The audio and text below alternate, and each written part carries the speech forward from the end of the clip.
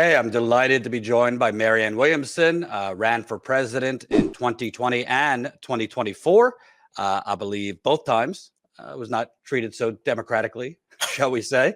Also, renowned author and spiritual advisor. First, I want to start. Obviously, there's big theater going on in the United Center in Chicago. Everything is groovy, and America is doing great. Is the kind of branding and marketing.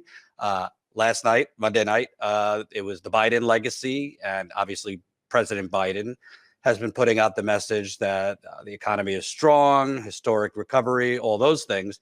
But I mean, you've been going around the country now for 4 years, basically, running 2 times, not just in New Hampshire and Iowa, but other places. I think what we're trying to do in this 3-day show we're doing is kind of show the discrepancy between the theater and the vibe inside there and what's really happening outside.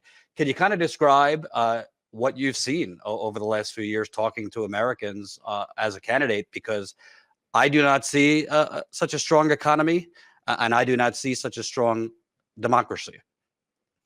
Well, anybody that you would have on this program knows that discrepancy. And you're one of the main articulators of it when you point out what's going on in places like East Palestine is what's going on in Flint, Michigan, and so forth. Statistics I continue to drive home had to do with millions of people selling their blood plasma, had to do with 39% of Americans saying that they regularly skip meals in order to pay their rent. The fact that 70% of Americans say they live with chronic economic anxiety, the housing crisis, the college loan debt crisis, and so forth. I think the issue, though, is we all know that. And, anybody be on this program knows that. Anybody who would be listening knows that. I think the conversation that we need to have is what are we going to do about it, particularly within the electoral sphere?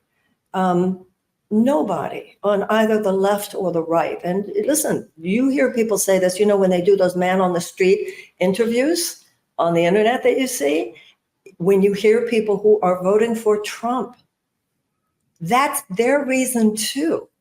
So the entire political class either says it's good or bad, depending on how they think they will fulfill their own political purposes. But the American people are aware that in their own lives, at their own dinner tables, in their own visits to the grocery store, in their own chronic anxiety about paying this month's rent so that they won't be thrown onto the street, the majority, I think, of Americans are clearly aware that the economy is not working for them. Right.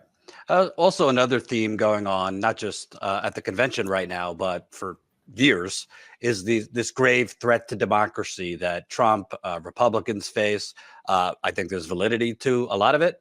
However, there's, different interpretations of democracy. Obviously, if you have someone, joking that they want to be a dictator on day one, that they want to weaponize their DOJ to go after opponents, that is a threat to democracy. But I want to read this quote from Ron Klain, the president's longtime advisor. He actually was Al Gore's chief lawyer during the recount debacle a quarter century ago. But he told the New York Times, I think it was unfortunate because I think that the president had won the nomination fair and square. 14 million people had voted for him and the vice president as vice president. I do think, the president was pushed by public calls from elected officials for him to drop out, from donors calling him to drop out. I don't know about you, but we could go back to 2016. I'm not sure that was so fair and square. We know what came out, how the DNC's full body was on the scale against Bernie Sanders. We know in 2020, Bernie Sanders, had a lot of momentum. MSNBC was freaking out that he was going to be the nominee. And then there was this, shadow effort to basically get everyone to drop out. The media did a pep rally for 3 days to support Biden. And then this time, they were not subtle. They just said, we are not going to have a primary. We are not going to have debates. So, again, I'm not saying Trump's not a threat, but it doesn't really seem like we actually have a democratic process at all if Nancy Pelosi, Chuck Schumer, certain donors don't want us to have one. And you've been at the center of that, particularly this cycle. There are two ways of looking at politics. One is that the end justifies the means. And that's clearly what certain forces are saying. Well, we're suppressing democracy here, but the threat to democracy embodied by Donald Trump is so great that it's justified. And then there's a line from Mahatma Gandhi where he said that the end is inherent in the means. If you take a nonviolent political view, then you recognize that the process is as important as the goal and ultimately determines it. So what you just described is plain for everybody to see now. They chose Hillary instead of Bernie. Then they chose Joe. Then they chose Joe again. Then they chose Kamala.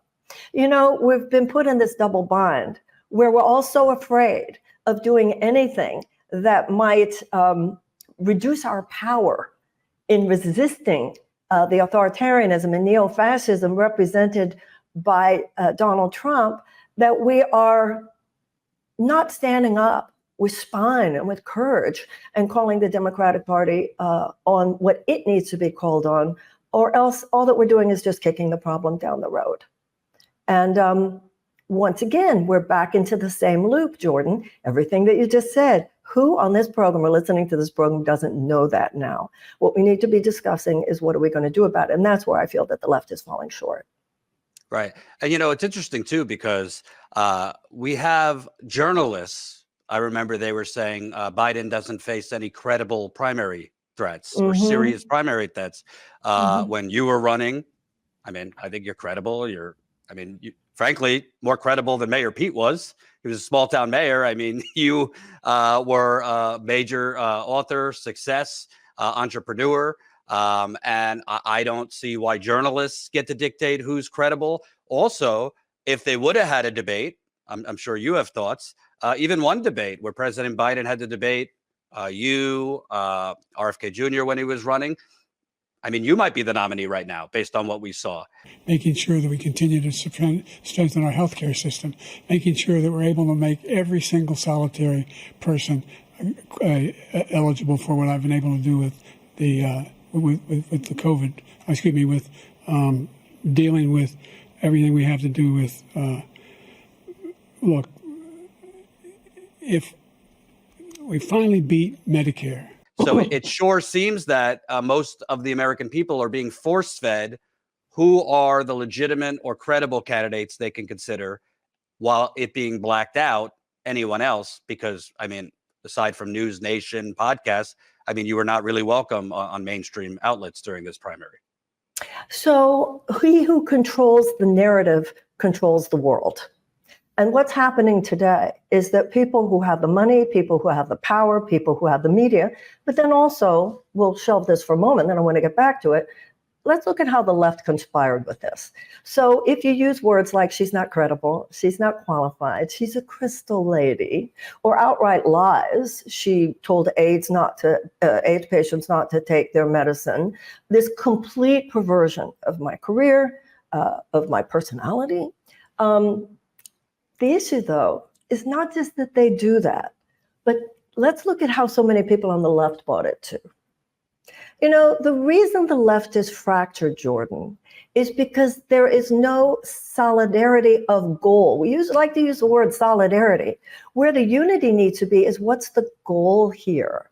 And the goal of any kind of a progressive movement or any kind of a political movement, actually, is actually having an effect in people's lives. So, you know, we've heard for a long time, inside-outside strategy. Great, I'm all for it. We need that. Because at first the assumption was it can't just be on the inside, it also has to be on the outside. Now it's so much on the outside, but ignoring things that are happening on the inside. What's happening on the inside is electoral politics. It's got to be both and. You know, in any kind of political change, there are three main steps. There's the provocateur, and the left definitely has the provocateurs. Then the activists, the left has the activists, and then the politicians. And this is where the left, the modern left, has lost its spine. You have to, first of all, you have to support people who are running on progressive politics. It can't be, I mean, I could not even believe they're like, I don't like her. Are you kidding? You think every conservative likes Josh Hawley? Do you think every conservative likes Ted Cruz? No, what they like is the idea of an America dominated by their conservative vision. And so at this point, this is what I mean about we have to decide what we're going to do about it.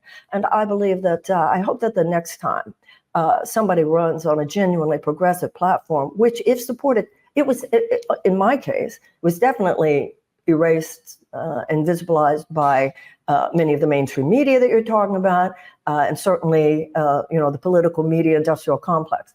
But also I think that I hope that the left will begin to ask itself more serious questions about putting front and center the idea of actually supporting progressive candidates in a way that is not now.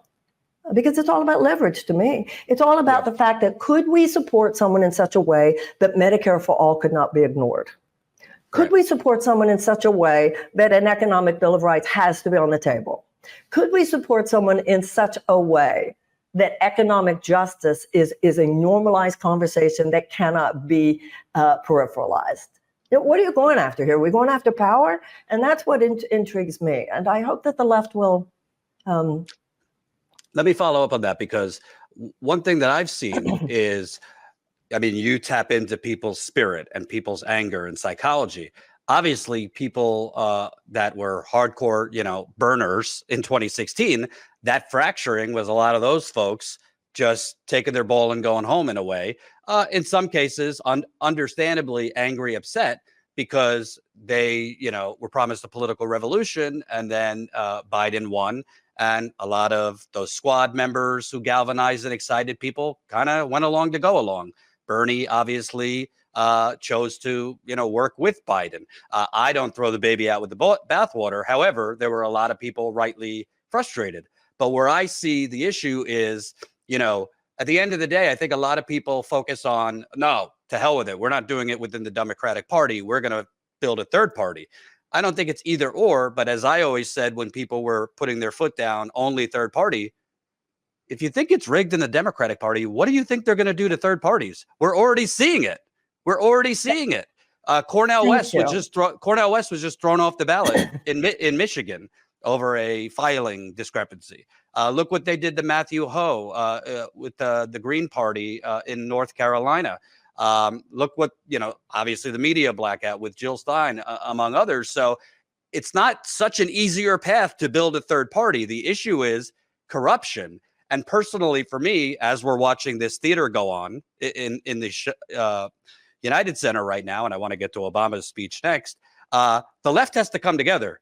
And it doesn't necessarily have to be one strategy within the Democratic Party or the third party, but this infighting.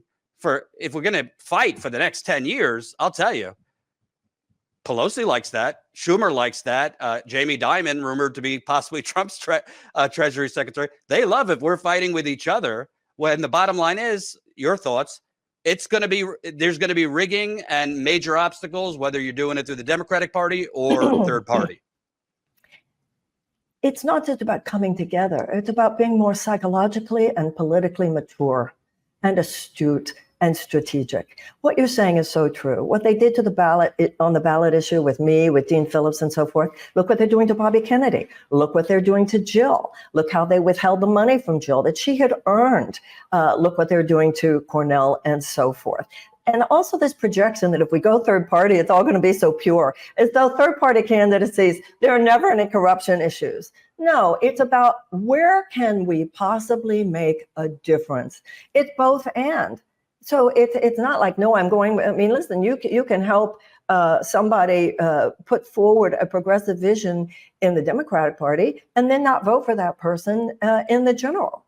This has to do with what's your real goal here. Now, as far as I'm frustrated is concerned, my feeling about that, read a little history. Read about the abolitionists. Read about the women's suffragists. Read about the early labor organizers. Read about the civil rights movement. Do you think they said, well, we didn't get our way and we really tried and we 2 electoral seasons. Are you kidding? Are you kidding me? No, there's a maturation process psychologically that needs to occur here. You don't stop. This is what they want. Like you said, it makes Nancy Pelosi happy. The left is so easy to play. The left is so easy to exhaust. And if all we're running on is adrenaline, then then it's going to Do you be a feel problem. do you feel in a way, because I've heard people respond to that message from you, that's very condescending? You know, I'm working paycheck to paycheck, I'm broke, I can't pay my medical bills, and you're telling me to grow up. Do you feel in a way that could be perceived as condescending, even if, I mean, No, clearly I'm those not. No, I'm not saying give $5. I'm saying don't repeat lies so casually on the internet. Mm. Have some respect. Don't be such a don't repeat lies on the internet. That alone would help. Mhm. It's not just about money. You're talking about like the YouTube industrial complex, former lefty hosts that kind of, Well, the whole online left. I mean, having been at the effect of, you know, online bullying of teenagers is bad. Online bullying of adults isn't that much better. I got you. So yeah, it's not condescending. Anything Yeah. I say is condescending. How dare she? That's kind of what I So mean, though, Jordan. So basically, nobody gets to. you're telling people toughen up. Obviously, those I movements am. did not get their way right away. Well, not only that, I think every system, we have to look at ourselves. The left is very good at pointing out other people, you this, you that. What about looking at ourselves as a movement? Given the fact, if you look at abolition was the response to slavery. Women's suffrage was a response to the systematic oppression of women. Organized labor was the response to the Gilded Age, and the civil rights movement was the response to the segregation. Those social justice movements, let's claim them. We sometimes are so busy pointing out what America's done wrong, America's problems, that we're not thinking the way we might about what were the characterological and strategic aspects of the problem solvers. And that's that they kept going. They kept going, and they didn't spend all their time criticizing one another. So at this point, and this is the message that I was giving around the country for the last year and a half, what I would say to people is that America has a story.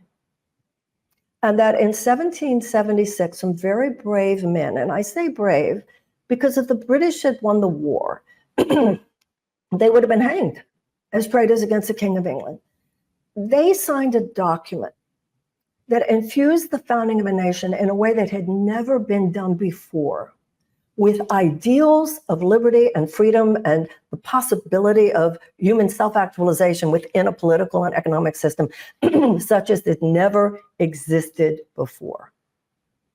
At the same time, 41 of them were slave owners. That's it.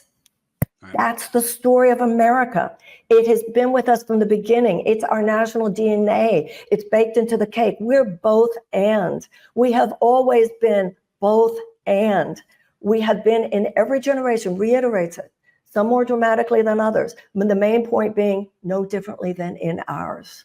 People who are willing to struggle and sacrifice and sometimes have even died for the actualization of those ideals, and others, forces who for their own ideological and financial purposes have been willing to do whatever it took, even to the greatest violence and atrocities, to make sure that those ideals were in fact not actualized. But the abolitionists pushed it back. The women's suffragists pushed it back. Early labor pushed it back. And civil rights movement pushed it back. It's our turn now. Today, it's not one institution. It's an economic paradigm, actually. It's a way of thinking that puts corporate profits before safety, health, and well-being of the American people. It's the fact that there's this matrix of corporate overlords, insurance companies, pharmaceutical companies, big food, big chemical, big ag, gun manufacturers, big oil and defense contractors. And at this point, their short-term profits are our organizing principle in the society. They've turned our government into legalized bribery. They have made their profits our bottom line instead of democracy and humanitarian values. And what I saw, and there were people in my audiences who were on the right as well as the left. Look, you had a lot of Trumpsters on the UAW picket line. This anti-corporate message, people on the right hear it too. That's all we should be thinking about, how to move it forward. how to move it forward, how to move it forward. And anytime in my life, it's been about founding nonprofits. It's been about hosting conferences. It's been about when I did this summit of progressive candidates, just do what you can, do what you can. And we are so easily distracted. And that's the unity of purpose to me. You know, in AA, they talk about principles, not personalities. And keep it on what the goal is. And that's achieving power. That's moving the needle. Because right now, corporatism is swallowing our democracy whole. And for people watching, what is the concrete path forward to you? Because we're either going to have, even though it wasn't a democratic process, you know, Harris is being nominated now. It's going to be her or Trump. And if it's Trump, you know, obviously we're going to have resistance 2.0 and a lot of protests and a lot of chaos. If it's Harris, we also, you know, the pattern has been a lot of the left goes back to sleep. But what is the path forward? Because there are people watching who say, well, I volunteered. I knocked on doors for AOC or name your squad member. And frankly, they might share our values, but they weren't willing to fight or leverage power. So they're not so into let's try to, you know, elect more progressives in the Democratic Party. And then on the other side, people are exhausted with trying to get a progressive through as president because of everything we've talked about. So what psychologically, how do we motivate people to get back involved, not just in electoral, but plenty of stuff going on outside electoral with the labor organizing, et cetera, over the next 4 years? What is the path forward in your eyes for the left? Well, first of all, one individual's path forward should be whatever that one individual feels called to. But for the left in general and the collective psyche, we allowed this. We so easily gave in. What was that thing that was happening at the very beginning that Jimmy Dore and others were talking about with AOC and others? Yeah, I was way out front with force the vote. We acquiesced when AOC was just endorsing Biden. So the issue is, and once again, look at the conservatives. They're much sort of better at that. Man, they don't care who you are. They don't care if they just put you in office. If you don't, and on the senatorial and congressional level now, their stuff with Trump is unfortunately something else. But what is the path forward? Well, hold people accountable. There are so many people on the left who just acquiesce to Kamala. You can say, as what I've said is I'm going to vote for whoever has the best chance of defeating Trump, because that is, to me, the ultimate goal, short term. But that doesn't mean Kamala shouldn't feel pushed by us during this period before the election. The issue of Israel and Palestine is one issue where it's important that she feel pushed, but so are many others. And what the Republicans tend to do that the Democrats don't, they see it as a 365-day effort. Sometimes with the left, we show up for the elections, although, as you and I have been talking about, how we show up for the elections is also an issue to look at. Right. Don't think that just because you elected a Democrat, that, everything's okay now. This is something that's a generational thing, Jordan. Some generations get to cruise. It turns out our generation does not get to cruise. We have all got to make political activism simply a layer of a well-lived, meaningful life. I agree with FDR, who said that we would not have to worry about a fascist takeover as long as democracy delivers on its promises. If democracy does not begin to deliver on its promises, and that should be through the Democratic Party, through Jill, through Bobby, through Cornell, everywhere. It's not an either or. If democracy does not deliver on its promises, then we're either going to have a neo-fascist takeover tomorrow or in 4 years. I mean, even if Trump loses, they're going to just use the time to regroup. Right. So November 5th should not be seen as the end of anything. It's the end of one chapter and the beginning of another one. And does that holding accountable include if certain people, like not just AOC, but a long list of progressives, if they ran on progressive values, but are not deploying strategies to actually achieve them, are not leveraging their vote, are not voting together, are calling Biden, the most progressive president since LBJ? Would that include not just protesting against them, but even organizing primaries against them if they are not going to deploy power.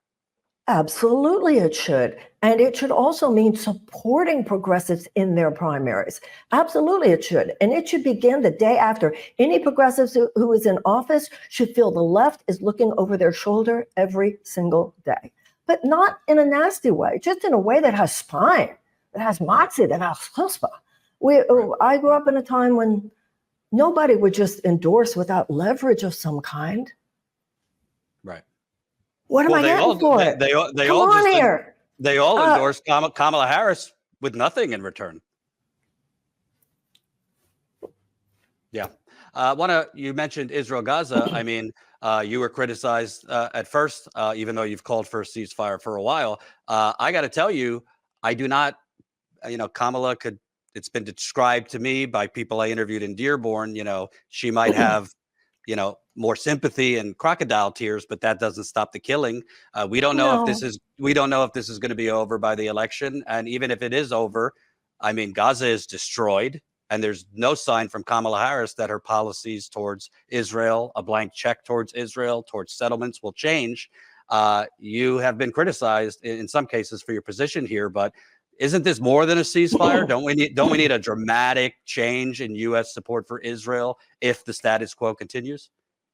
There's internet gossip and BS, and then there's actually looking on somebody's website and seeing what they stand for. I was calling for a ceasefire before any shots were fired. And I've been criticizing Benjamin Netanyahu since before a lot of my critics were born. And that's called somebody's record. Okay, that's not taking something out of 2 seconds out of context, whatever. So it's not that and people say, oh, she's changed. No, I haven't. I'm saying what I've been saying actually for decades, even before October 7th. Even on this uncommitted movement, if there had actually been votes for a person who is the furthest left on this position, so that person got delegates, as it is now, what is it?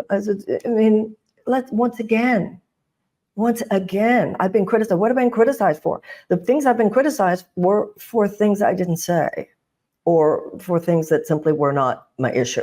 You absolutely better believe it. For her to say now, oh, the suffering has to stop, duh. For her to say now, there needs to be a ceasefire, duh. What we need to hear now is a presidential candidate who says, not one more dollar for offensive weapons. Did you hear me, Bibi? Not one more dollar. No more giving you cover in the UN. No more, unless there is a public declaration of agreement to a draft for a two-state solution. And I've been saying for decades that those settlements are illegal. That siege was illegal. I don't know if the siege was illegal, but it was wrong. It was immoral. There were many things to talk about. And the left got really hooked up on slogans and really hooked up on words rather than who is actually declaring the policy that needs to be there. And absolutely. So she shares greater sympathy with the suffering of people. That's good, but you better believe we need policy. And on this, but the issue with Kamala Harris is not just on the issue of Israel and Gaza, it's on the issue of a lot of things. She's not telling us her policies. Right. And I think those of us who have progressive sensibilities should be demanding more. She did say some things about the economy that were good. Yeah, I'm going to ask you about that because I have it right. I have it right here. She says $6,000 new child tax credit, $6,000 fully available to poorest families, $25,000 down payment subsidy for first-time home buyers, $2,000 annual cap out-of-pocket drug costs, housing supply expansion credits, ban on price gouging for food and groceries. This might all sound good, and some of it is. The problem is, and I'd love your thoughts, it's all neoliberalism. It's tax credits. It's $25,000 home payment, but that for down payment, but that does nothing about the problem of Wall Street purchasing all our homes. Yeah.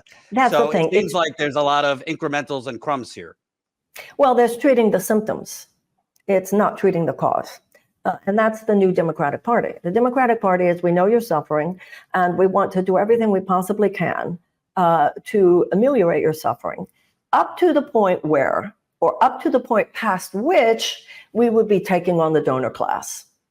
And so the real problem, I mean, even somebody needs to tell Kamala how to pronounce gouging. The fact that she thought it was dating, I thought was problematical right there.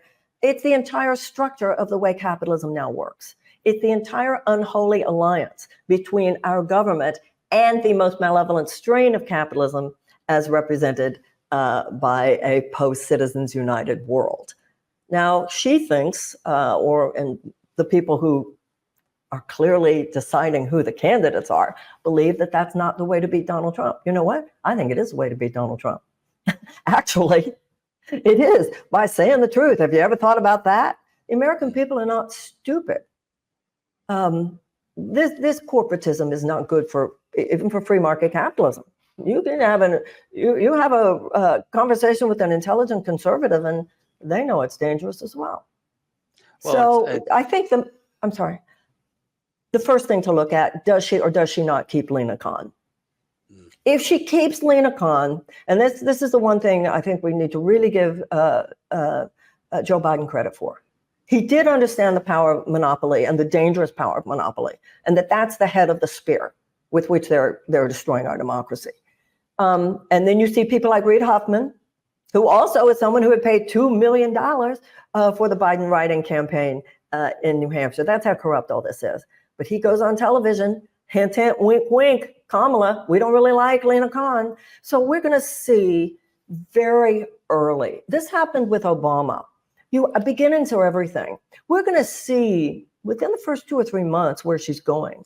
And we must not be silent. And she should feel, I would hope she would feel, in these days leading up to the election, both encouragement. How does the Democratic Party think that they're going to win by shrinking their base? People could stay home. People could vote for Bobby. People could vote for Jill. People could vote for Cornell. How about saying to people, there's a reason to vote for us? This whole idea of the suppression of these ballots from Cornell to Jill to Bobby, it's terrible. You debate your opponents. You don't suppress their voices. And yes, that is authoritarianism. So we have a lot to think about. And you have them this week, branding and marketing about the threat of democracy when they're actively trying to neuter and just quash any competition within their own ranks. So each individual needs to be led in our way, what we do, but we need to stop it with the childishness. And it is childishness. And if that sounds condescending, I'm sorry. I see childishness in myself sometimes too. All of us have to look at ourselves. And a movement has to look at itself. Just like the Democratic Party has to look at itself.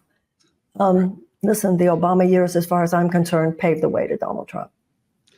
Would it be accurate that your message is enough of the purity and personality stuff? You don't have to agree or love a candidate or your fellow activist 100%. But if you have the same values, we got to fight together, not against one another. I don't see that as purity anyway.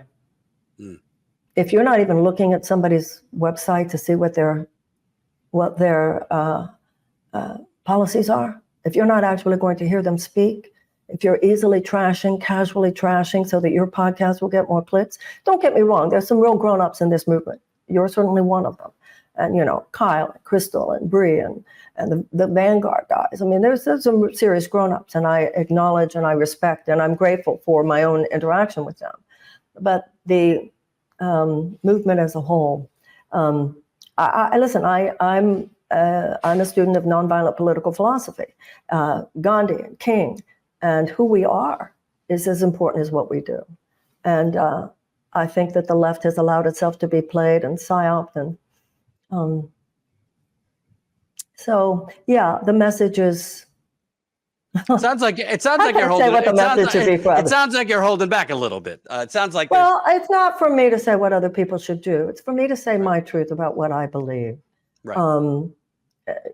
But yes, I think that, I think reading some American history and, I think I've My last question, the keynote speaker tonight is former President Obama. And I think a lot of the situation we're in now can be dated back to 2007, 2008, because I mean, the country was just, I think there was a FDR moment to be had. I mean, greatest economic quasi-depression since the Great Depression. This guy ran on, a new kind of politics, post-partisanship. The media and everybody thought he could part the seas, and there wasn't a lot of policy there. But when he got in there, it was just basically, naming who his donors advised him to. It named Larry his Summers and yeah. He let millions of people be foreclosed upon when he had the power to stop that, double down on Afghanistan. I could go down the list. And I mean, after 2 terms of him, people voted for Donald Trump. I do think that was not just about Hillary Clinton, but Obama-ism and this 40 years of neoliberalism. Your thoughts, whatever he says tonight. It sure seems to me that a lot of people are just fed up with the fancy oratory, but their structural economic conditions are not really changing. Well, I agree with you 1,000%. So let's go back to 2008. I was totally one of them. Oh my God, I thought we had a reincarnation of Lincoln here. I was so excited. But beginnings are everything. It's like what I said about Kamala. We'll see very quickly whether or not she fires Lena Khan. You're absolutely right. Very quickly, you could see what had happened with Obama. Now, I'm a woman. I'm a woman. So there was a lot of sort of psychosexual stuff going on there. He was really hot. He was really like sexy. He really seduced us. He was given the House, the Senate, the White House for, like you said, the opening of possibility for a genuine progressive mandate, which is what he promised. Although if we look back, we actually finished a lot of sentences. If we look back, he would say A, B, C, D. So we would assume, oh, he means E, F, and G. He actually didn't necessarily. But you could see very quickly, oh, he's not going there. And I remember at that time, we were all writing on the Huffington Post. And I wrote an article saying, hey, wait a minute. Beginnings are everything. He's not going there. And I remember the pushback I got. Marianne, you're not helping, blah, blah, blah. And then in about a year and a half, Matt Taibbi wrote an article in Rolling Stone saying this is the biggest bait and switch in American political history. Right? Because we were seduced by him. He's cool. Oh, please. And yet we allowed it. There's something on the left. This is the thing of it. I'm seeing in my prayer. If you hold someone accountable, hold it. What's wrong with holding something accountable? You're holding someone accountable for things that they are doing, which are hurting children. Or you're holding someone accountable. It's bitchy, please.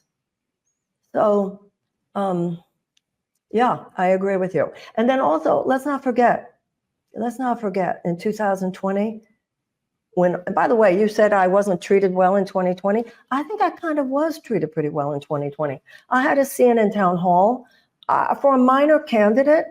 I was on CNN quite a bit. I was on MSNBC quite a bit. Something really changed in the last 4 years, because then 4 years later, it was like, get rid of her from the beginning with major cannonballs. In 2020, somebody made a phone call. Everybody knows that. Let's all be honest with ourselves. The same night Pete Buttigieg drops out and endorses Joe Biden, the same night Amy Klobuchar drops out and endorses Joe Biden, the same night Beto O'Rourke in Texas endorses Joe Biden, only one person would have had the power to make that phone call and effectuate those changes. Joe Biden couldn't. I was there. Joe Biden wasn't exerting a bunch of influence. Yeah. Absolutely. What comes next for you? And, processing all this personally, doing what I have to do in my own life, and then doing whatever is next. But I'll tell you something. This is the thing for me, Jordan. This is true for me this time, And it was true for me in 2020. This is the sadness that I carry, the sad dichotomy. The American people are not the problem. The American people are decent and intelligent, no more, no less than any other country. And the American people, we're hardwired to do big things. We want to be called to do big things. So, and I saw this among so many conservatives who would say, I'll vote for Trump, I'll vote for you. It's really interesting. We need to claim our message. The dichotomy is between where the people are and where our political system is. And that's why I hate to see the progressive movement so played by that political system and conspire unconsciously, be complicit with it. I'm like, oh, whatever. So I don't know what's next, but it's whatever makes me feel I'm contributing in the best way I can. By the way, your new book is great. And congratulations. Absolutely, Jordan. You're the real deal, and I appreciate you. Appreciate you coming on. I know you're in Chicago, so thank you. And it's tough. I mean, I have in a different way, thought I did amazing work, thought I was covering important things and couldn't really get the broader message or media to cover it. And I know, I think this time in particular, you in many ways rightly were kind of, your voice and policies were silenced. So credit to you for, keep on keeping on. Well, thank you. And credit to you for keeping on too, because you've demonstrated, and I want to emulate you. You just kept on. And I think you are getting, when I saw that Publishers Weekly, you haven't published maybe enough to know what a big deal that is. Good on you. Keep going. You keep going and I'll keep going. And with everybody else who's keeping going, great things are going to happen. We just don't know how and we don't know when. Thank you. Take care. Thank you.